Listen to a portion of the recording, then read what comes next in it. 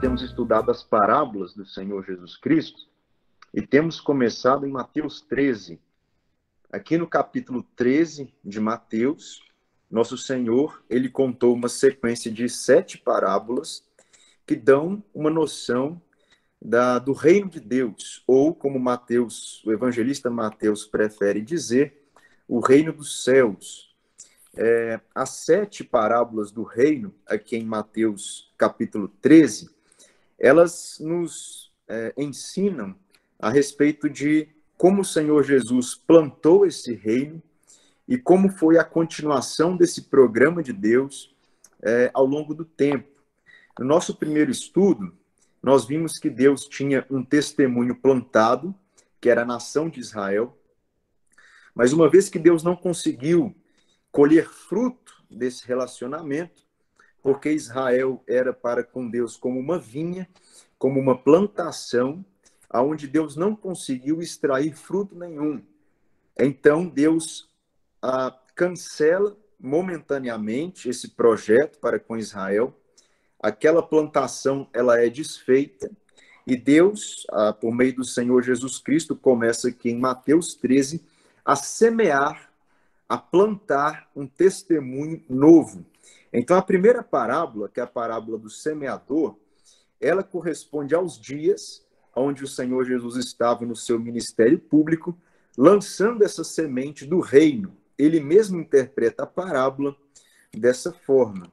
Nós vamos estudar agora 2 parábolas aqui na sequência de Mateus capítulo 13.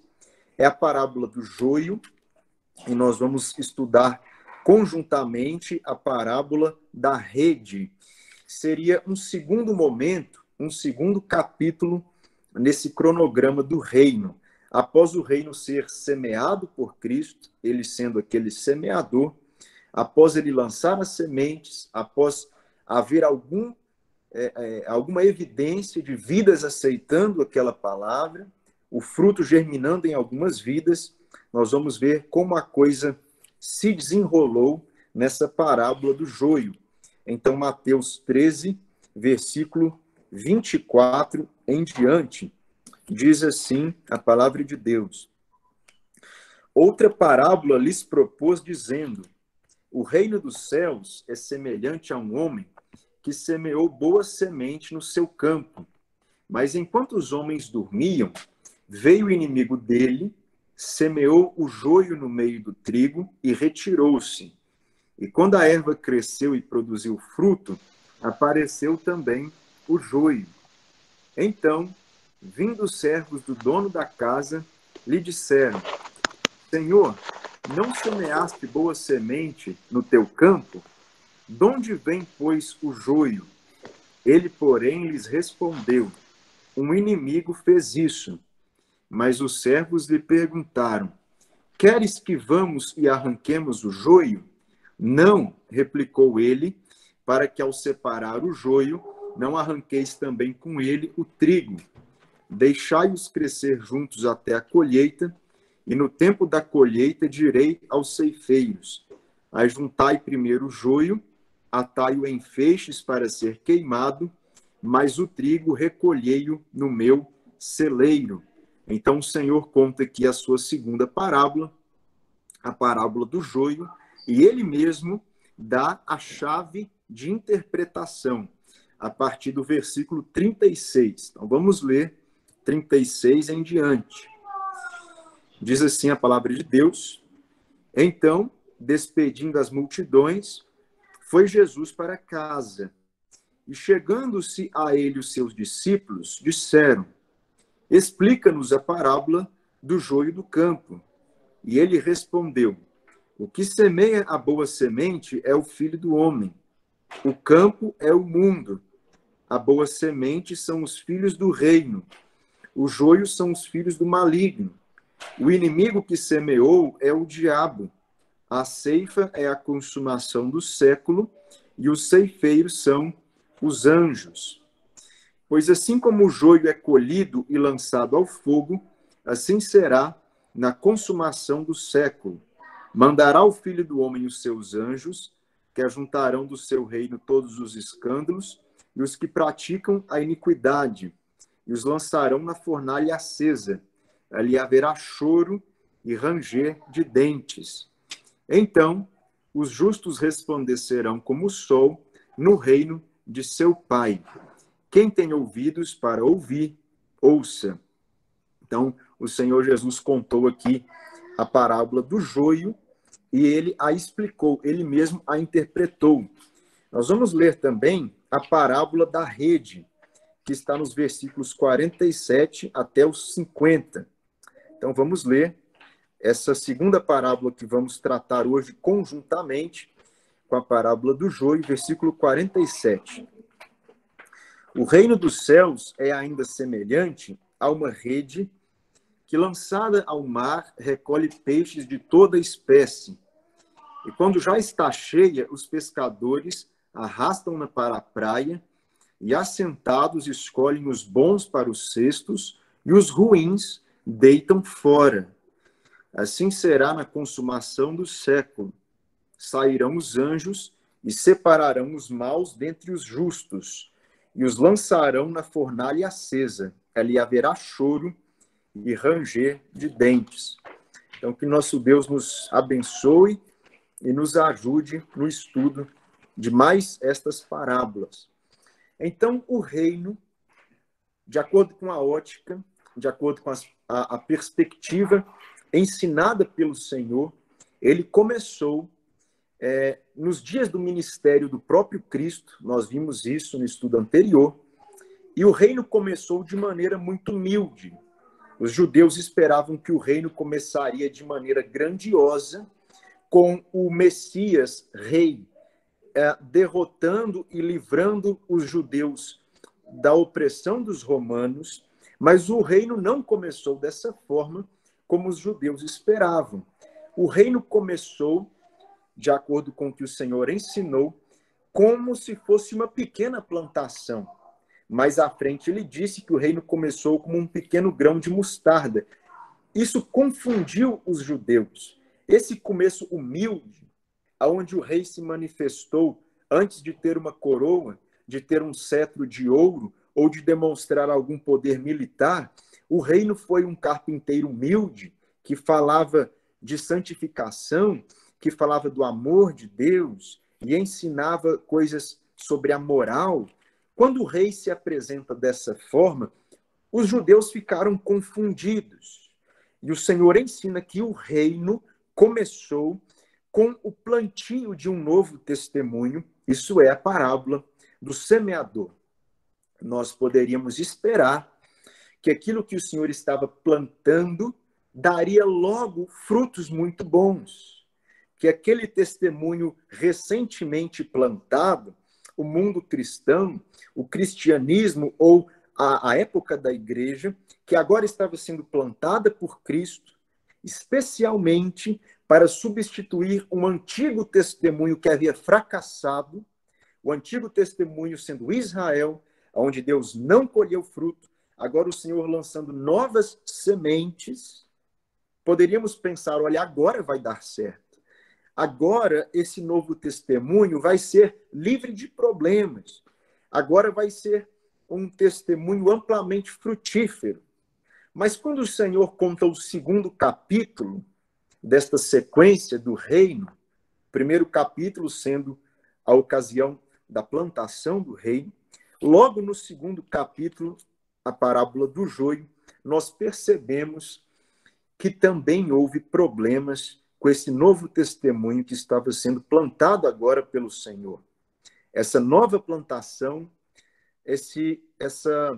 a nova investida de Deus num novo relacionamento com o ser humano, algo novo que ele estava plantando, isso também foi contaminado. Agora, além daquelas sementes boas que nós vimos na parábola anterior, daquela semente que recebeu a palavra e que produziu fruto a 30, a 60 e a 100 por um, naquele campo onde foram semeadas as boas sementes, agora encontra-se também o joio. Nós vemos pela interpretação que o próprio Senhor dá, que o joio são falsos crentes, falsos professos, pessoas que dizem que são cristãos, fazem uma profissão de fé, são batizados, estão sob o guarda-chuva de alguma vertente do mundo cristão, mas são falsos crentes. Então, dentro do reino, na perspectiva do Senhor, dentro desse novo programa de coisas, existem agora verdadeiros crentes. Eles são, na parábola, o trigo. E existem os falsos crentes, que são o joio. Há alguma semelhança entre o trigo e o joio. Externamente, eles se parecem. E o trigo cresce enraizado junto com o joio. O trigo cresce envolvendo-se com o joio, de maneira que quando a plantação é olhada de cima, na visão daquele que está observando, as coisas se misturam. E como é triste pensarmos que logo após o Senhor semear uma nova semente, que o Senhor plantar um novo testemunho rapidamente, aquilo foi contaminado com falsas profissões. E hoje nós olhamos para o mundo cristão, para a cristandade, e nós percebemos uma triste realidade. O cristianismo hoje, o mundo cristão, ele é repleto de joio. O Senhor adiantou aqui que isso iria acontecer. Triste realidade, algo que nos faz realmente lamentarmos profundamente. Dentro desse mundo que professa ser cristão, dentre as milhares e milhares de pessoas que levantam a bandeira do nome do Senhor Jesus, quantas falsas profissões. Satanás é, na parábola, aquele que introduziu o joio no meio do que era bom. E Satanás conseguiu colocar servos dele, não um aqui e outro ali, mas ele conseguiu encher o campo de joio fartamente, abundantemente, de maneira que hoje nós olhamos para aquilo que o Senhor plantou lá no começo, quando ele levantou apóstolos, quando ele edificou a sua igreja nos primeiros dias, aquilo que era tão puro, rapidamente, ao longo desses 2000 anos, isso foi contaminado, pervertido. E é triste pensar o que os homens fizeram com o que o Senhor plantou originalmente. O ser humano conseguiu lançar esse testemunho, trazer vergonha para esse testemunho. Enfim, o joio realmente dominou esse campo de plantio. Se nós pensarmos no testemunho anterior, que era o povo de Israel, a ruína daquele povo foi que eles se misturaram com as nações que moravam em volta deles. O Senhor havia determinado que eles mantivessem fronteiras rígidas e não se misturassem com os povos. Mas eles misturavam. Eles após começarem a viver perto e próximos desses outros povos, começaram a assimilar os costumes dos outros povos. E, de repente, era apenas uma coisa: Israel e os inimigos de Deus. E nós vemos que, nesse campo, o testemunho do Senhor, o trigo, foi tristemente misturado de novo com o joio. Mais uma vez, o problema do mundo cristão, o problema da cristandade é a mistura com pessoas que fazem falsas profissões e acabam pervertendo aquilo que o Senhor tão puramente havia plantado.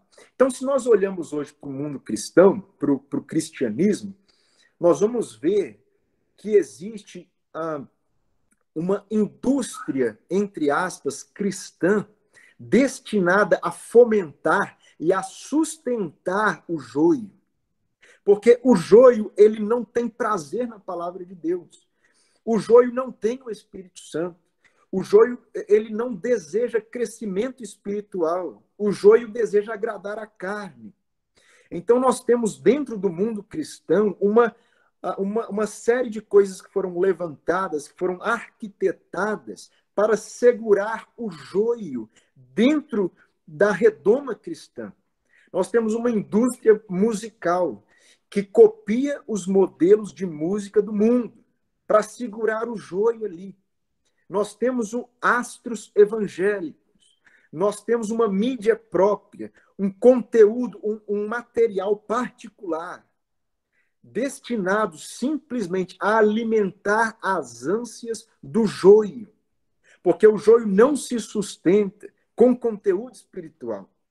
Então, nós vemos que o joio ele tomou conta. Se a gente pergunta para as pessoas hoje na rua, olha, o que você pensa que é um cristão?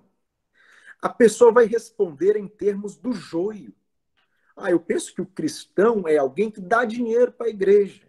Eu penso que o cristão é alguém ignorante, com preconceitos. Eu penso que o cristão é isso, que é aquilo. As pessoas já assimilaram mentalmente que o mundo cristão, para elas, tem o rosto do joio e não tem o rosto do verdadeiro trigo. Olha que lamentável. Aquilo que o Senhor semeou foi contaminado por Satanás. Nós pensamos que o Brasil, por exemplo, é um país que se autodenomina cristão. Gente, o que tem de cristão nesse país nosso? Olha para a nossa cultura pervertida. Mas as pessoas se dizem cristãs. Elas colocam sobre si o nome do Senhor Jesus e fazem uma profissão de fé. Eu fui batizado quando eu era criança, eu respeito a Bíblia, eu sou um cristão, as pessoas dizem. Joio aos montes, joio às pilhas. Satanás conseguiu fazer isso com o que o Senhor Jesus havia plantado. Agora, uma reflexão para nós, irmãos. Esse é o destino inevitável do mundo. O mundo se cristianizou, né, desde os primeiros séculos. O mundo rapidamente abraçou o cristianismo como a religião oficial, e isso se alastrou, e o joio ele foi semeado no mundo inteiro. Mas será que nós estamos livres disso acontecer dentro da nossa própria igreja local? Pensando que o mundo ele foi completamente contaminado com joio. Mas dentro da localidade onde nós reunimos, pode haver joio? Será que existe essa possibilidade de Satanás conseguir introduzir no meio de um campo de trigo um joio aqui, um outro caulezinho do joio ali, e ele rapidamente conseguir uma parcela de pessoas que não são verdadeiramente convertidas, mas que agora estão misturadas com o trigo? Gente, isso é um perigo real. Isso é um perigo. Não é uma possibilidade pequena. E se nós dermos o mínimo de margem para Satanás, ele vai introduzir joio dentro da nossa localidade. Como os infiltrados em Israel, no livro de Números, começaram a pressionar Moisés para aderir às coisas do Egito, esse joio introduzido na igreja, a médio prazo, não é longo, mas a médio prazo, irá pressionar o presbitério para aderir uma modalidade carnal nas suas práticas. De repente, agora nós temos na localidade um grupo de joio que vai amar as coisas do mundo, não vai amar a palavra de Deus, vai amar as músicas do mundo, vai amar os costumes do mundo, a diversão do mundo, e não vai ter prazer real naquilo que é espiritual. Mas eles estão nos bancos, eles estão, como diz Judas, nas festas de fraternidade, eles estão assentados à mesa do Senhor aos domingos. E vai haver uma pressão para o presbitério ceder em alguns costumes, ceder em algumas doutrinas, porque o joio vai fazer a sua vez de contaminar o testemunho de trigo que foi plantado. Qual que é, então, a receita para nós não vermos estas coisas acontecerem em nossa localidade? Irmãos, nós nunca devemos deixar de pregar o evangelho genuíno, a doutrina genuína, ensinar a verdade aos nossos filhos que vêm crescendo, ensinar a verdade com toda a clareza, para que as pessoas que estão chegando, que estão ouvindo, as pessoas que começam a frequentar o nosso meio, elas possam ter noção clara do que é o evangelho, noção clara do que é a salvação, noção evidente, possa ficar patente para elas, com toda a clareza, o que é Deus, o que é a salvação, o que é o pecado. Quando essa mensagem ela é diluída, ela é entenebrecida no mundo cristão, então não escuta nada de claro, nada de definitivo, e ali ela faz uma falsa profissão, começa a frequentar e nasce então um novo pé de joio no meio daquela localidade. Então, irmãos, não há outro caminho. Nós precisamos pregar a verdade no poder do Espírito Santo, na dependência de nosso Senhor, na humildade que Ele nos deu, na humildade sim, mas com toda a firmeza. É o único caminho se nós quisermos nos precaver de uma contaminação como essa de falsas profissões de fé. Então nós vemos que esse joio, ele entrou, ele avolumou, ele deu volume, um falso crescimento para aquela plantação, e ele ficou entrelaçado no trigo. Ele ficou tão entrelaçado, tão unido no meio do trigo, que aqueles homens disseram assim: Senhor, o Senhor quer que a gente faça uma separação? E o Senhor disse o seguinte: não. Porque se vocês forem fazer tentativas de arrancar o joio, vocês vão arrancar junto o trigo. Por que isso? Porque, primeiramente, eles eram semelhantes. E, em segundo lugar, eles estavam entrelaçados, de maneira que não era possível aos servos fazerem essa divisão. Irmãos, da mesma forma, para nós nunca vamos ter a noção, não cabe a nós decidir quem é o verdadeiro salvo e quem não é. Cabe a nós pregar a palavra de Deus em verdade, e deixar que o Senhor faça essa distinção, como ele chamou para si essa responsabilidade na parábola, e nós também devemos deixar essas questões com ele. Como salvos, nós devemos julgar, sim, a igreja local, ela é um tribunal, como temos estudado, mas nós devemos avaliar as obras, avaliar as práticas. Se as práticas não forem condizentes, isso vai fazer jus a um tratamento espiritual de restauração. Só é um verdadeiro convertido ou não.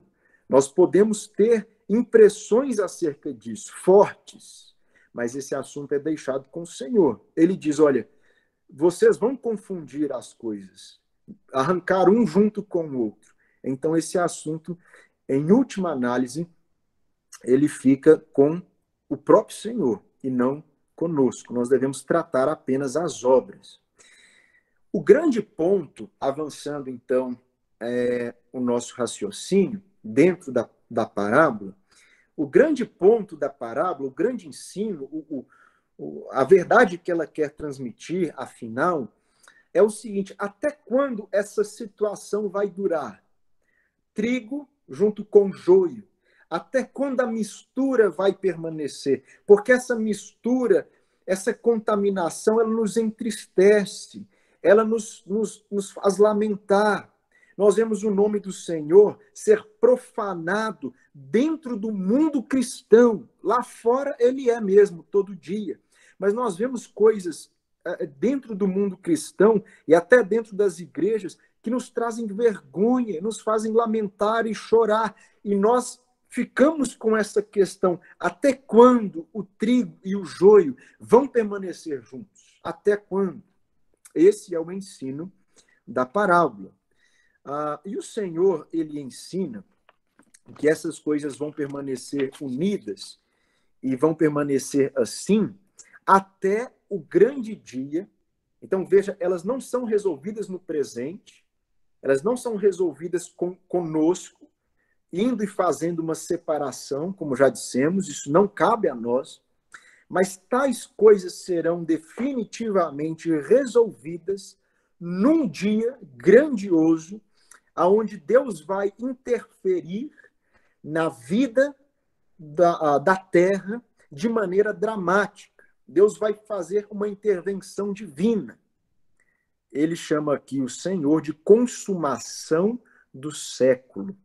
Veja, eu quero a sua atenção nesse ponto, ele é fundamental.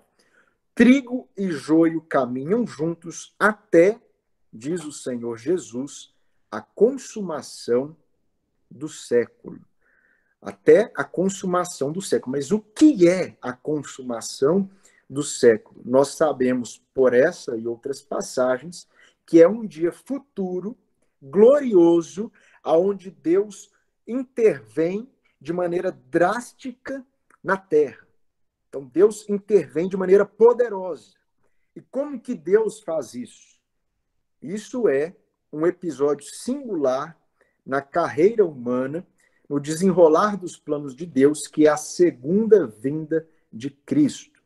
Aqui ela é comparada, ela é chamada, melhor dizendo, de a consumação do século. Quando Cristo vem a essa terra, num dia futuro, de maneira poderosa, majestosa, ele vem em juízo, ele vem para julgar as nações, então ele separa nesse dia quem é trigo para um lado, quem é joio para o outro lado. Agora, vale a pena nós pensarmos nessa pequena expressão, a consumação do século. É dito aqui, por exemplo, no versículo 39, a ceifa é a consumação do século. Versículo: assim como o joio é colhido e lançado ao fogo, assim será na consumação do século. A palavra consumação, ela significa algo que ficou perfeito. Quando Cristo se entregou na cruz, por exemplo, ele falou: está consumado. Então, está completado. A palavra consumação indica algo perfeito, completo e consumado. Então, veja que não indica algo final. Ela não indica o fim de alguma coisa, e sim que algo se tornou completo. Algumas Bíblias trazem aqui, ao invés de consumação do século, trazem aqui fins dos tempos. Então, diz algumas versões que o joio será eliminado nos fins dos tempos. Não é uma boa tradução, porque não é o último capítulo do plano de Deus. Nós sabemos que tem muita coisa depois disso, mas é sim um capítulo onde tudo se consuma e tudo se torna completo. Eu queria chamar a atenção dos irmãos que a palavra de Deus diz que quando Cristo vem, ele introduz o mundo num estado de coisas perfeitas. Ele consuma o plano de Deus. Quando ele vier na sua glória, na sua vinda gloriosa, ele traz a esse mundo um capítulo de plenitude, de perfeição. Olha, por exemplo, como os apóstolos falaram disso em Atos. Diz o seguinte: é necessário que o céu o receba a Cristo lá em cima, até aos tempos da restauração de todas as coisas, de que Deus falou por boca dos seus santos profetas desde a antiguidade. Os tempos do milênio, que Cristo vai trazer a esse mundo na sua vinda, são tempos de restauração de todas as coisas. Será realmente a consumação de tudo. O livro de Romanos fala que até a natureza será restaurada nesse período. O Isaías fala que o reino animal será restaurado, será o fim da cadeia alimentar, como nós conhecemos. A Bíblia fala disso na sua literalidade. Efésios fala disso, eu li aqui agora Atos 3 e 21. O livro de Efésios, no capítulo 1, versículos 9 e 10, falando sobre esse tempo de restauração, diz o seguinte, que o propósito de Deus, segundo o mistério da sua vontade, o seu bom propósito que ele propôs em Cristo, é de fazer convergir nele, reparem, na dispensação da plenitude dos tempos. São tempos perfeitos, tempos completos, tempos de restauração de tudo. Todas as coisas, tanto as do céu como as da terra. Irmãos, essa palavra aqui, essa expressão fazer convergir nele, no original seria recapitular. Então, quando você vai escrever uma redação, você coloca o cabeçalho, você coloca o título, e ali você dá o conteúdo do que você vai escrever na redação. Essa palavra tem o sentido disso. O Senhor Jesus vai ser o título, ele vai ser o que está no alto, ele vai ser o cabeçalho. Então as coisas vão todas convergir nele, no milênio. Olha que coisa maravilhosa. Ele na sua vinda, ele vai chamar tudo para si e restaurar tudo. Ele vai consumar tudo. Então a nossa parábola diz que o joio vai ser eliminado nos tempos da restauração, nos tempos da consumação. Quando Cristo vem, poderosamente, ele introduz o mundo nesse estado final, nesse estado restaurado. Agora vejam aqui que o Senhor diz, versículo 39, que a ceifa, ela é a consumação do século. A ceifa é esse momento onde os maus são recolhidos dentre os bons. Isso acontece nesse tempo de restauração. Isso acontece na vinda do Senhor Jesus Cristo. Então, é como se o joio fosse ceifado, arrancado. O joio, o próprio Senhor, ele arranca o que é erva daninha, o Senhor arranca aquilo que é praga e deixa no campo apenas o que é bom, apenas aquilo que produziu fruto. Se nós formos olhar para a antiga esperança descrita no Velho Testamento, nós vamos perceber que isso condiz exatamente com o que o Senhor está ensinando. Percebam, por exemplo, o Salmo 37 diz o seguinte, os malfeitores, versículo 9, porque os malfeitores serão exterminados, mas possuirão a terra. Olha só, mais um pouco de tempo e já não existirá o ímpio. Procurarás o seu lugar e não o acharás, mas os mansos herdarão a terra e se deleitarão na abundância de paz. Lembra que o que o Senhor falou? Bem-aventurados os mansos, porque eles herdarão a terra. Veja, é um eco da esperança antiga. Aqueles que são justos, os que são trigos, quando o Senhor vier, quando esse século for finalizado, for consumado, melhor dizendo, esses herdarão uma terra restaurada. Esses herdarão uma terra perfeita, mas os ímpios serão eliminados. Então, quando o Senhor vem, no dia da sua gloriosa vinda, o joio será arrancado e será lançado definitivamente no inferno. Aqueles que hoje são falsos professos, aqueles que apenas chamam para si o nome do Senhor, mas são profissões de fé falsas, no dia final da vinda do Senhor, eles serão todos lançados na fornalha. Então vamos ler de novo o versículo 40. Pois assim como o joio é colhido e lançado ao fogo, assim será na consumação do século. Mandará o Filho do Homem os seus anjos, que ajuntarão do seu reino todos os escândalos, e os que praticam a iniquidade, e os lançarão na fornalha acesa. Ali haverá choro e ranger de dentes. Então, quando o Senhor Jesus vier, ele vem, veja o que é revelado para nós, os seus anjos percorrem o mundo e fazem essa separação. Eles pegam o joio, arrancam o joio para lançar no inferno.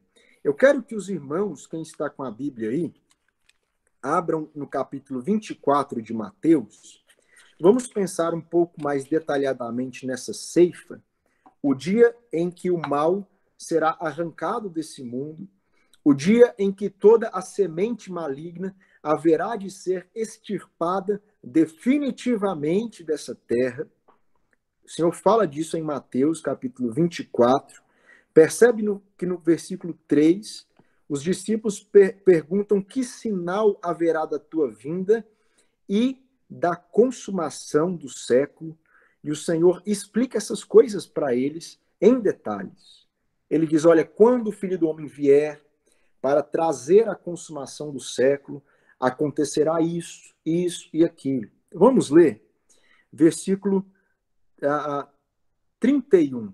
Quando o Senhor vem na sua glória, ele enviará os seus anjos com grande clangor de trombeta, os quais reunirão seus escolhidos dos quatro ventos de uma a outra extremidade dos céus.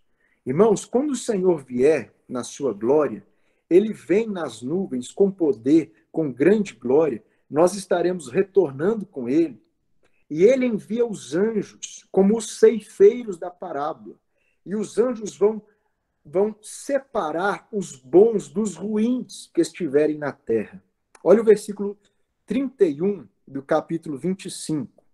Quando vier o Filho do Homem na sua majestade e todos os anjos com ele, então se assentará no trono da sua glória, e todas as nações serão reunidas em sua presença, e ele separará uns dos outros, como o pastor separa os cabritos das ovelhas. Então, irmãos, isso é o significado dessa parábola do joio. Trigo e joio crescem juntos até esse último capítulo, até esse desfecho final, quando Cristo vier em glória. Quando ele vem em glória, os seus anjos, que são os ceifeiros da parábola, eles são enviados para separar as nações. Bons para um lado, crentes de um lado, descrentes de outro. Trigo de um lado, joio de outro. O trigo é recolhido no celeiro, ou seja, os justos herdarão a terra, enquanto o joio é lançado na fornalha acesa. O joio é lançado diretamente no bons e maus serão definitivamente separados na vinda dos.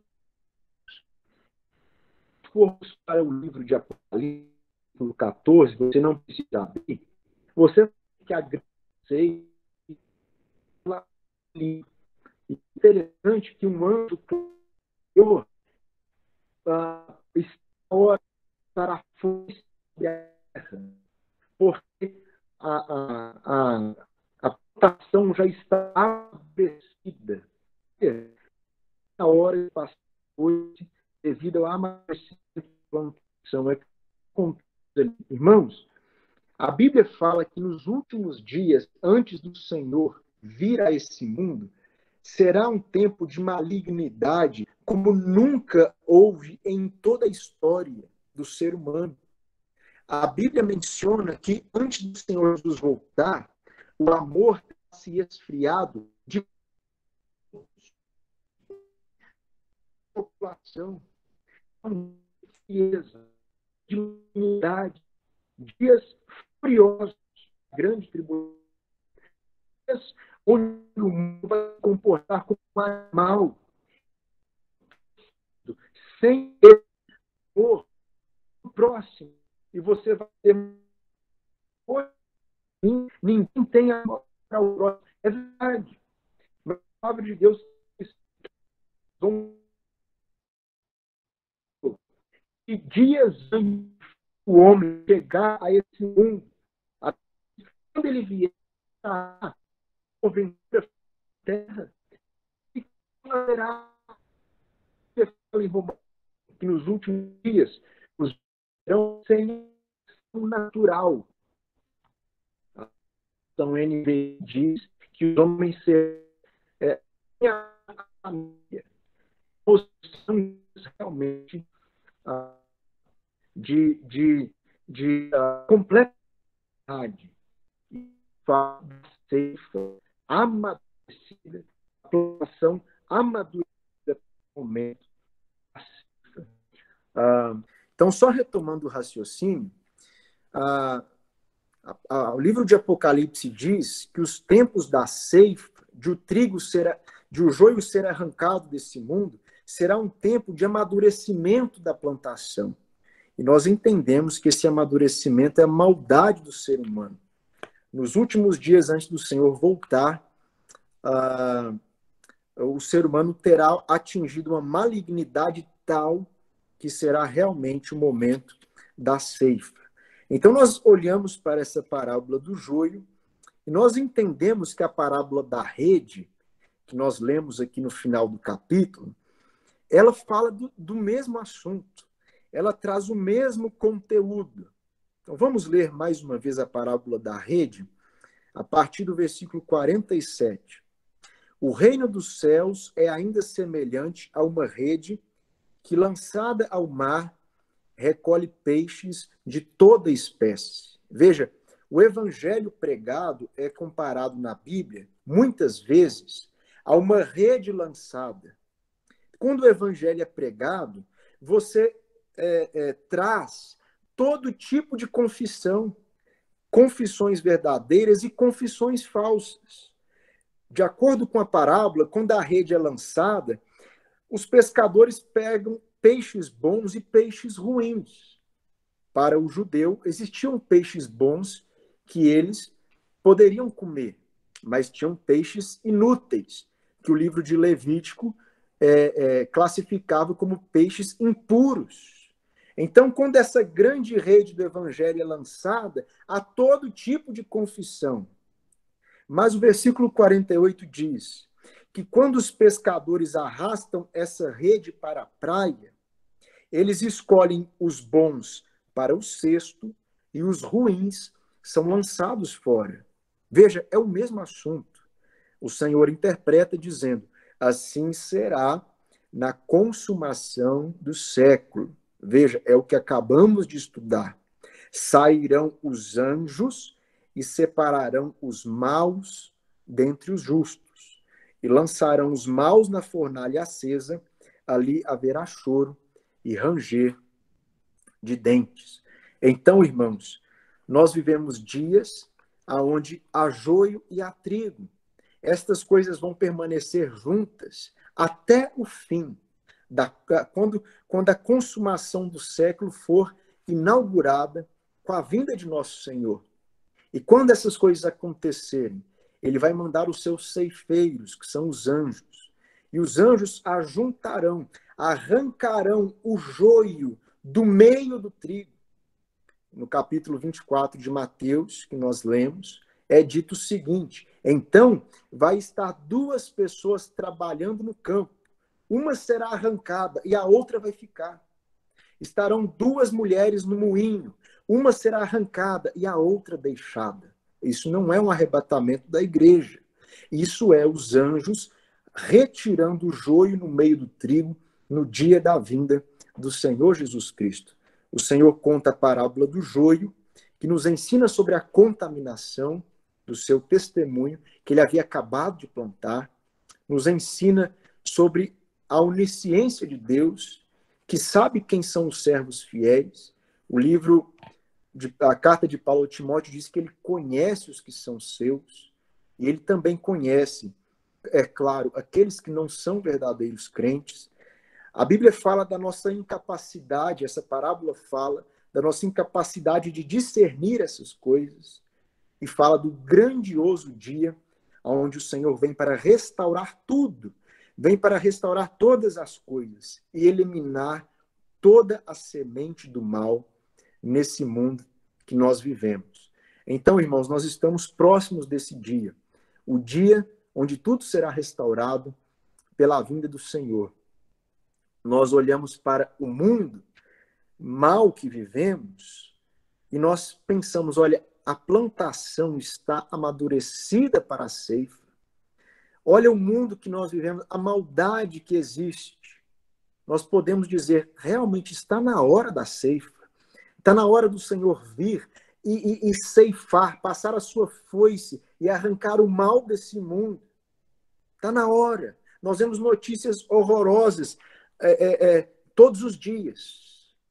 E também nós olhamos para dentro da plantação e nós vemos não apenas no mundo lá fora, mas dentro do cristianismo, tamanha maldade. E nós dizemos, realmente aqui dentro também está na hora de haver uma ceifa, de haver uma separação. Irmãos, eu estou lembrando aqui, enquanto eu comento isso, de um testemunho que eu vi, um depoimento de alguém que virou genro de um desses grandes pastores que tem canal de televisão, que eu não quero dizer o nome aqui, e ele contou da forma como ele entrou naquela igreja, naquela denominação. Ele trabalhou de maneira assalariada, ganhando 3 vezes mais do que ele ganhava antes.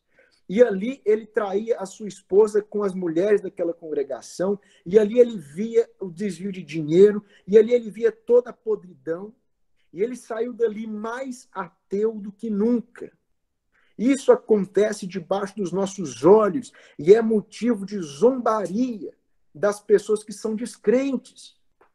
Nós olhamos para o mundo que é dito cristão, aquilo que virou essa plantação infestada de joio, e nós olhamos e dizemos, Senhor, está na hora de fazer uma ceifa, está na hora de passar a foice. Mas ele sabe a hora dele. Nós sentimos que os tempos estão amadurecidos para isso. O tempo, irmãos, o tempo da ceifa está próximo. Nós estamos perto da ocasião do retorno do Senhor Jesus Cristo. Então, que possamos ter no nosso coração essa esperança viva e dizer, como João disse, ora, vem Senhor Jesus. Pode vir, que eu estou desejando, eu estou preparado para isso, eu estou orando por isso, eu desejo isso, e ora, vem Senhor Jesus, que Ele possa nos achar fiéis e anelando pela consumação do século, onde essas coisas irão acontecer. Amém.